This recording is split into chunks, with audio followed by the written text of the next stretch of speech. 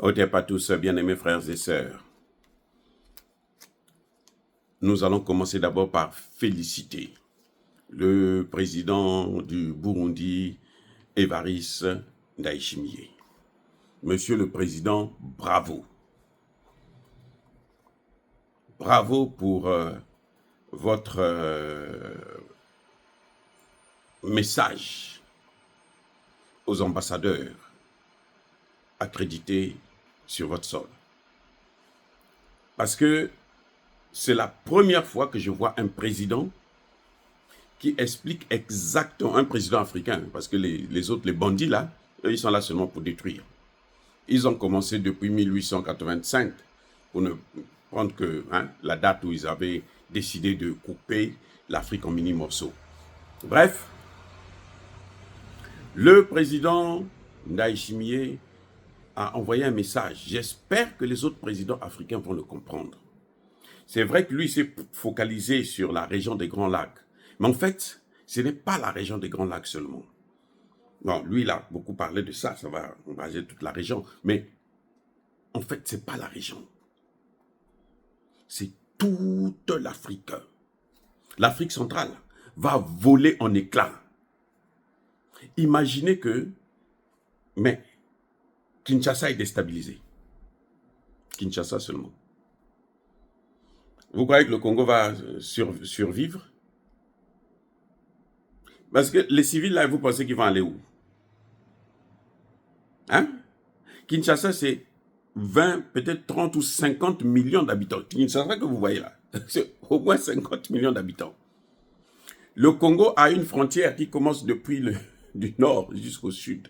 Parce que le Congo, c'est long, c'est pas ovale. Non, c'est long, c'est très, très large.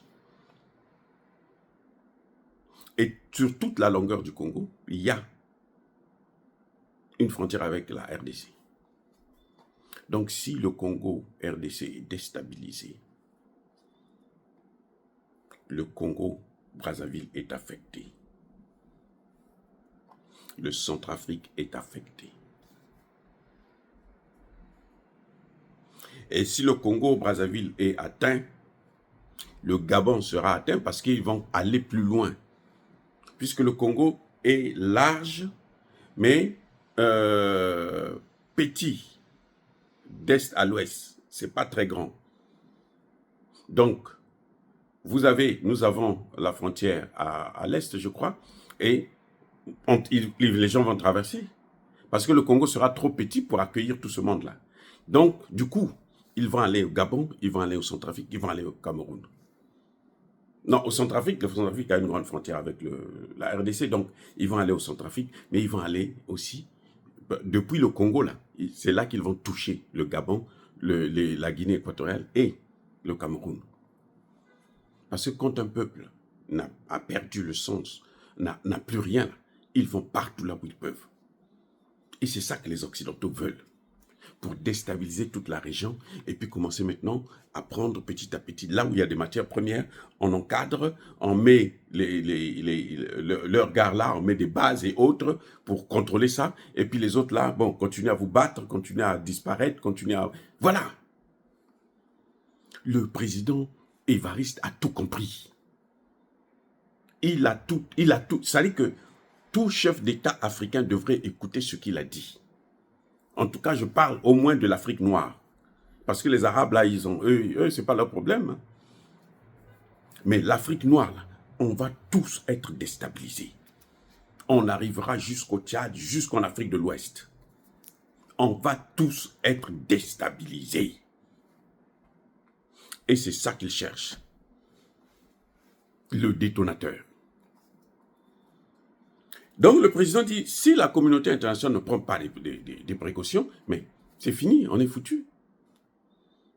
On est foutu. Parce que personne ne va aussi laisser un imbécile, un criminel comme Kagame, continuer à détruire l'ensemble de l'Afrique, notamment l'Afrique centrale et la région des Grands Lacs. Personne ne va accepter ça. Les populations, vous avez vu la démonstration des forces des populations à Kinshasa et dans les grandes villes du Congo? Vous avez vu la démonstration de force? Ça veut dire quoi? Ça veut dire qu'ils sont prêts à soulever des montagnes. Et ça va arriver. Tant que Kagame ne va pas arrêter avec ça. Ou tant que la communauté internationale ne va pas l'arrêter. Or, s'il y avait une communauté internationale qui prenait des dispositions pour lutter contre les groupes terreau, oui, c'est facile. En un mois, une semaine, on règle le problème de Corneille Nangaa, de Willy Ngoma et tous les petits bandits là. Et le Rwanda, on le met à sa place.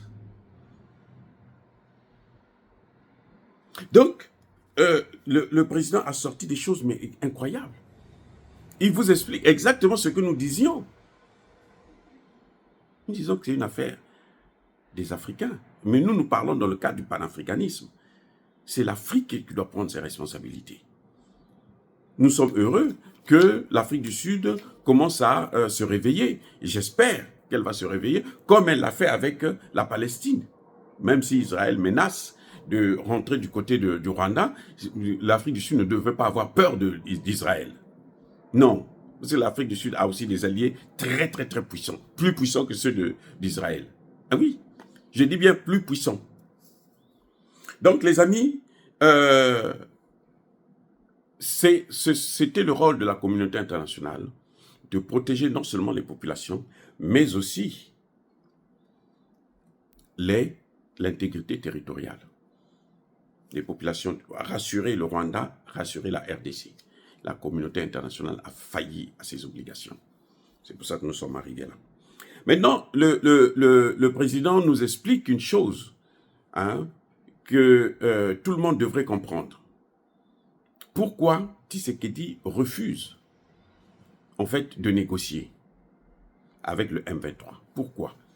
Parce que le plan de négociation avec le M23 a été présenté par le même président Ndayishimiye, qui a demandé, parce qu'on ne négocie pas comme ça, on ne négocie pas avec des gens qu'on ne connaît pas. Kagame lui-même l'a encore répété tout récemment, que le M23, ce n'est pas des Rwandais, ce sont des Congolais. Ok, très bien. Le M23, ce sont des Congolais. Mais nous, le gouvernement congolais, nous savons qu'il y a des Rwandais dedans. Nous voulons séparer les Rwandais des vrais Congolais. Oui, c'est ça le problème. Ce n'est pas parce qu'ils viennent, ils prennent des terres, ils prennent ceci, qu'ils sont devenus des Congolais. Non, ils ne seront pas des Congolais tant que l'État ne leur aura pas donné la nationalité congolaise par la voie légale, pas par la force, par les armes, par des négociations bidons, mixage et autres. Le président Ndayishimiye dit que ça doit commencer d'abord par le cantonnement. Si on prend tout le M23, on les met quelque part et on sépare. Parce qu'on saura, chez nous là, on n'a même pas besoin de savoir, non, lui, on connaît ta mère, on connaît ton père, ton grand-père, ta grand-mère. Moi, si je vais, par exemple, dans ma ville natale, là où j'ai grandi, à Sibiti, je suis né à Brazzaville, mais j'ai grandi à Sibiti. Mais si on va à Sibiti, vous demandez à n'importe qui, même un petit qui a aujourd'hui 15 ans, il peut savoir qui suis-je. Oui.